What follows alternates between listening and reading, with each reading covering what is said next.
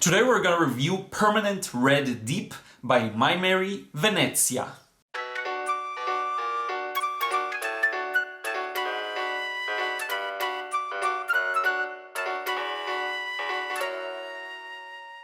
What's up, Liron here. Thank you for joining me in another episode of The Paint Show. And today we're going to review this paint, the Permanent Red Deep by Maimeri Venezia. And let me tell you a little story. So a while ago when I was in Florence, I visited several art stores and I didn't ever really see something out of the ordinary or a paint or a brand that really piqued my interest. And then when I walked into one of the stores, I saw these tubes and I just decided to get one on the spot. I don't remember the exact price I paid for it. I think it was about €2.50, so not that bad. And then after walking out the store, I saw that it says Maimeri, and you can see it here, hopefully. And I was like, that's a familiar name, so I heard about it. So it turns out at this brand, I did a little research. Maimeri has the main line, the Maimeri Blu, and that is the artist grade. And then they have this, the Venezia, which is supposed to be their student grade. The brand was founded by Gianni Maimeri, who is an Italian painter, impressionistic painter. It's based in Milan, I believe. And so it makes sense that I'll find this in Italy. It's even called Venezia. And so I really don't know what it's going to be like because it is supposed to be student grade. I did read a bit and they market it in a very interesting way. So they say it's eco-friendly. From what I could understand, it's a little less pigmented. It's a little more transparent, which could be an advantage. I was actually looking for a transparent red and it could be fun if this would be the one to fulfill that task. So I'm really excited about checking it out. Let's first take a closer look at the tube, then we're going to look at the paint info, and finally we're going to demo this. So as it's really the first time I'm showing you this brand, and maybe the last time as well, I just thought we'd, as always, take a better look at the tube. I've got some information here, but I'm going to go over the paint info in just a moment, so don't worry about that. This is the Venezia line. You can see here the Venezia design and the Maimeri brand logo. This is a 15 milliliter tube. It's quite a large one, especially for student grade. I usually encounter smaller tubes like the 5 milliliter of the Winsor Newton Cotman and things like that. So I'm really surprised to see that this one is quite a large one. The cap is a little different as I read about it. It's just a bit of an unusual one. Let's open it up. It opens up really easily. I hope it's not going to spill out on me, but I just thought it would be interesting to do that already. Okay, so you see it's really in there and it's not running away, which I like. So in any case, let's go over some of this paint's information. So there really isn't that much to it, so I'm just going to show you on the tube. We've got here the 253, that's like the serial number of this particular color. We have 3 out of 3 light fastness, so that's very good light fastness. The pigment is PR177, which is anthraquinone red, I suppose.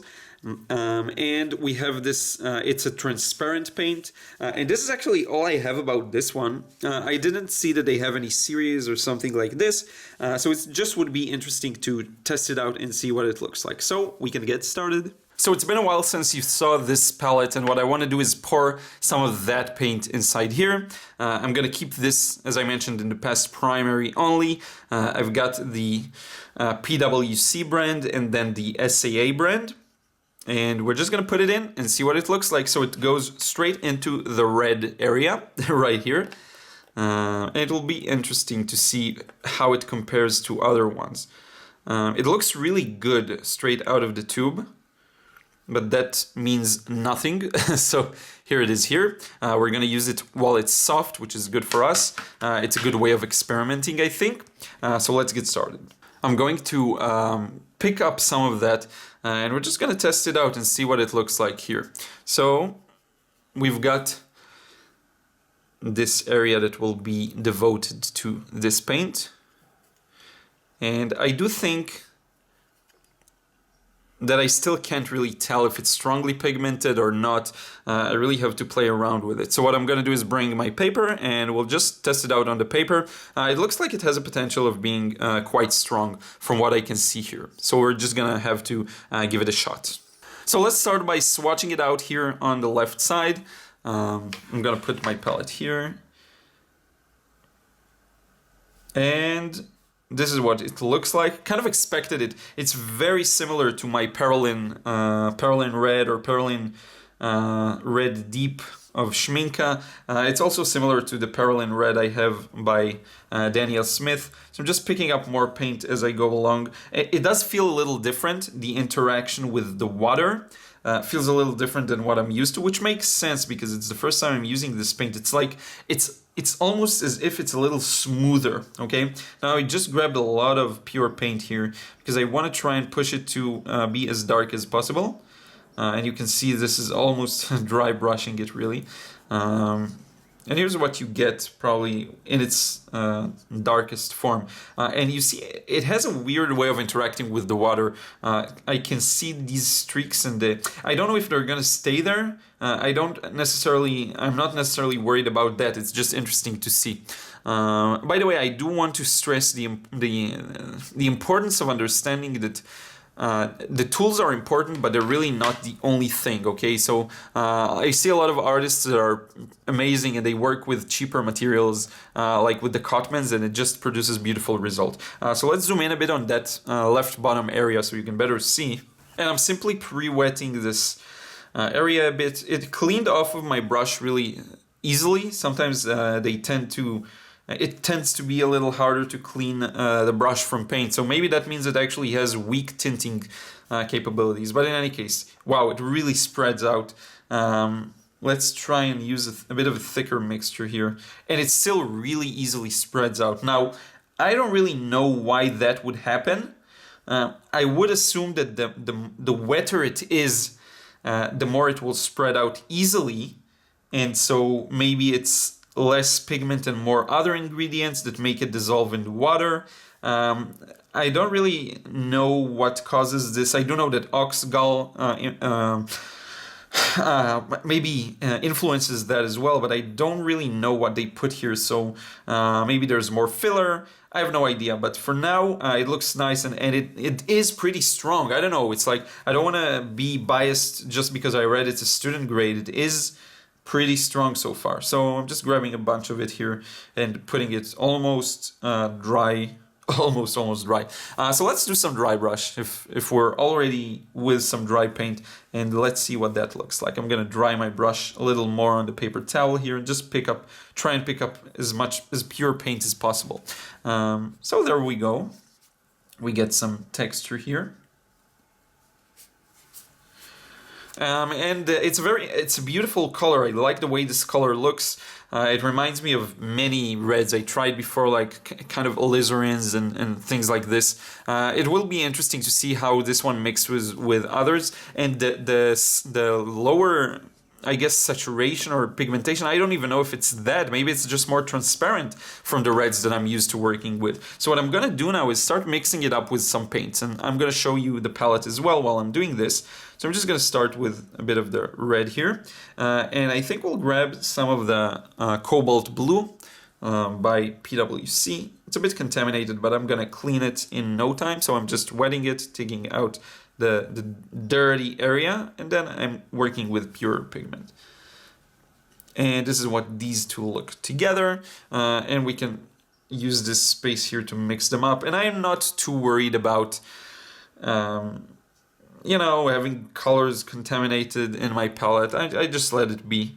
I don't really care about these kinds of things. Color is secondary. I would say the temperature is important, so as long as you don't contaminate your colors too much and irreversibly, you're gonna be fine. So just a bit of purples here. I'm really enjoying this. I don't know, it's just, I have no idea if it's the color itself or whatever. I just enjoy it in general. Maybe it's because I haven't painted for like 3 days, which is a lot for me. So next up, I'm gonna try and mix it up with a warmer blue, so French Ultramarine by SAA. I think this one should lead us to a stronger purpley, or maybe less neutral, though the Cobalt really is similar to the French Ultramarine, so I don't think it's going to be that big of a difference. But in any case, here we go. A bit of this, a bit of that, let it mix on paper.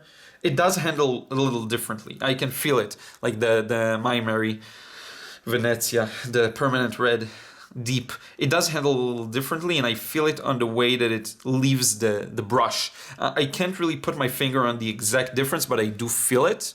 Okay, and next up we've got the yellow mixes, and this is going to be the last one. So let's give this one a shot. I'm just going to grab some of the paint here still pure, the Maimeri Blue.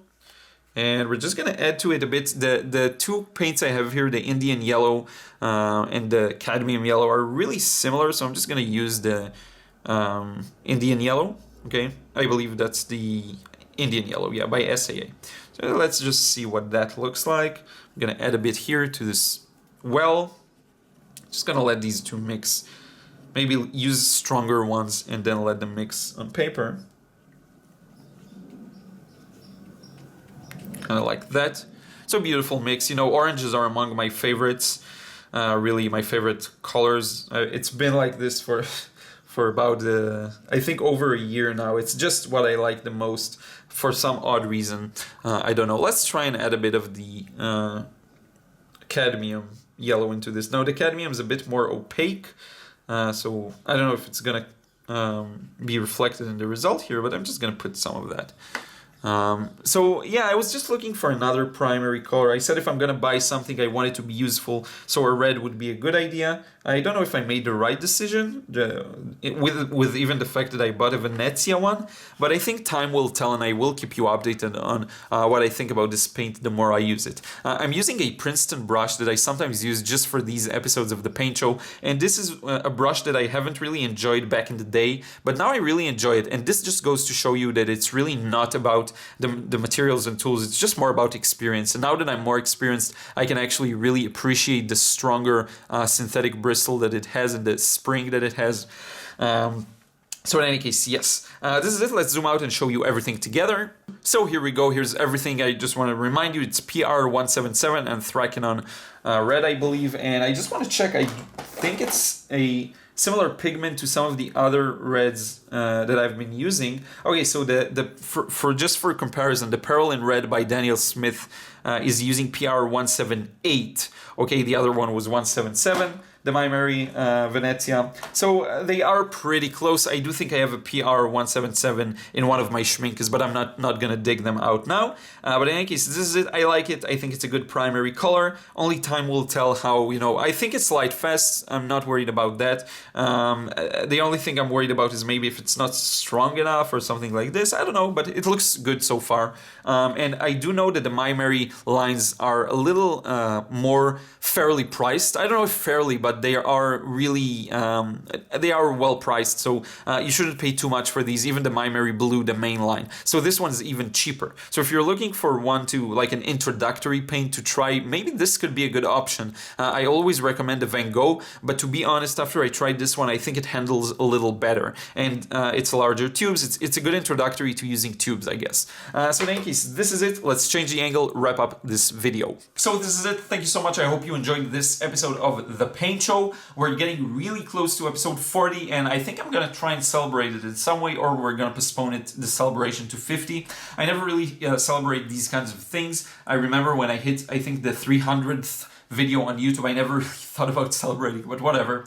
So in any case, I really hope you enjoyed this review. I really don't know what I'll use this one for exactly, but I think I will try and give it a shot. As I mentioned, I was looking for a more transparent red, because I tend to just, I don't know, all of my reds are cadmiums that aren't really transparent, that they're semi-opaque, and they make a big mess in the mixture. So in any case, pretty excited to try this one out, maybe really outside.